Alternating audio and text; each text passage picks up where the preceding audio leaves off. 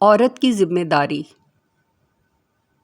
نبی صلی اللہ علیہ وسلم نے فرمایا وَالْمَرْأَةُ رَاعِيَّةٌ عَلَى بَيْتِ بَعْلِهَا وَوَلَدِهِ وَهِيَ مَسْئُولَةٌ عَنْهُمْ۔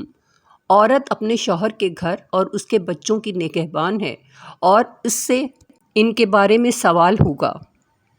صحیح مسلم 1829۔ بھاگ کر شادی کرنے والی لڑکی۔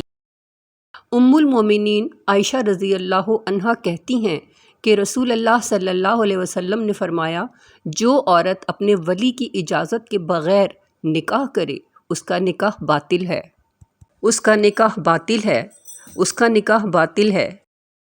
ترمذی 1102، ابن ماجہ 1879، نسائی 5394، مسند احمد 260۔ اسلام کی خوبی اور نیکیوں پر ملنے والا اجر و ثواب۔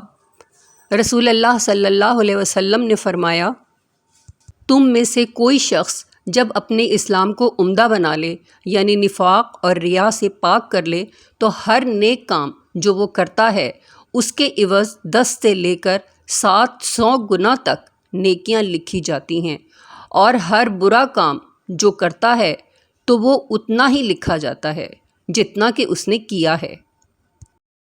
صحیح بخاری حدیث نمبر 42۔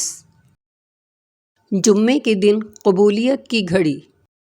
رسول اللہ صلی اللہ علیہ وسلم نے فرمایا جمعے کے روز اس گھڑی کو جس میں دعا کی قبولیت کی امید کی جاتی ہے عصر سے لے کر سورج غروب ہونے تک تلاش کرو۔ ترمذی شریف حدیث نمبر 489۔ ان اللہ یرفع بہذا الکتاب اقواما ویضع بہ آخرین۔